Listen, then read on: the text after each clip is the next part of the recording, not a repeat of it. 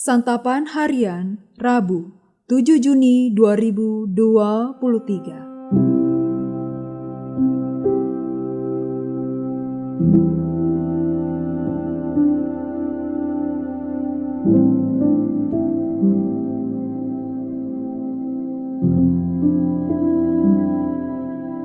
Inilah program Santapan Harian, sebuah program yang mengajak Anda menelusuri isi Alkitab, agar Anda menemukan makna firman Tuhan sesuai dengan konteksnya.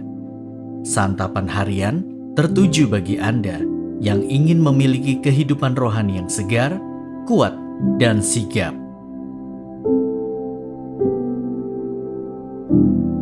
Hari ini kita akan membaca Ayub pasalnya yang ke-32.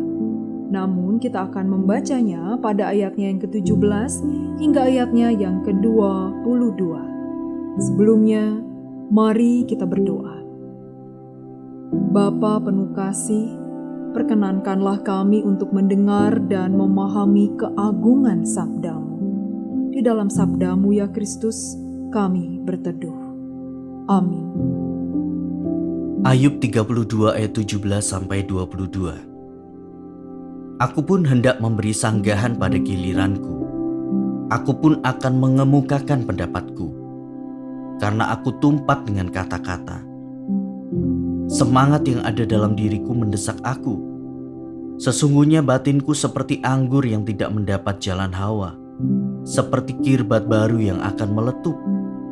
Aku harus berbicara supaya merasa lega. Aku harus membuka mulutku dan memberi sanggahan.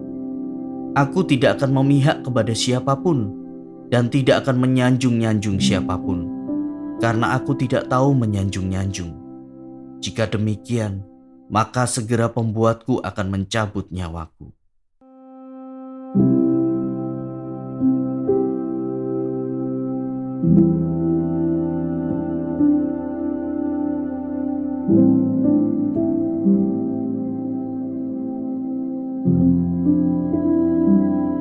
Sahabat Santapan Harian, ketika terjadi perselisihan antara dua pihak, biasanya ada pihak ketiga yang menjadi penengah agar perdamaian bisa terjadi.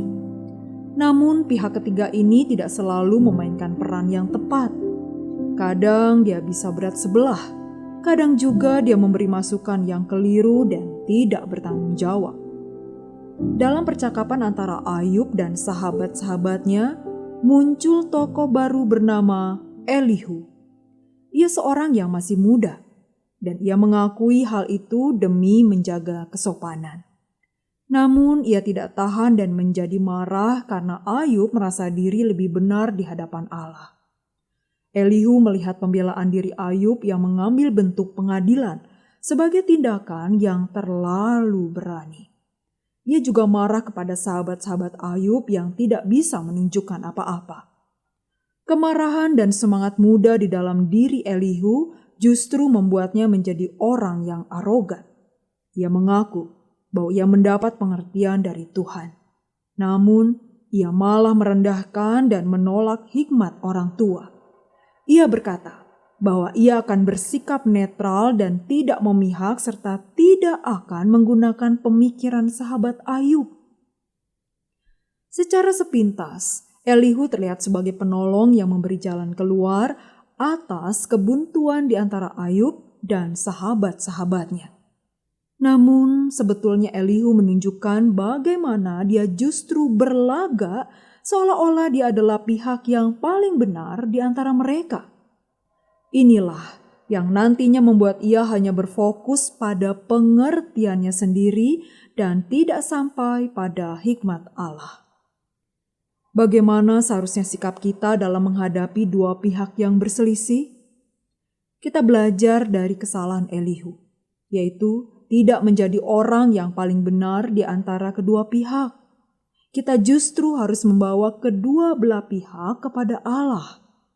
Jika kita tampil sebagai orang yang paling benar, kita tidak lagi dapat menerima kebenaran Allah, dan inilah yang membuat kita menjadi orang yang tidak benar. Apakah ada orang di sekitar kita yang sedang berselisih?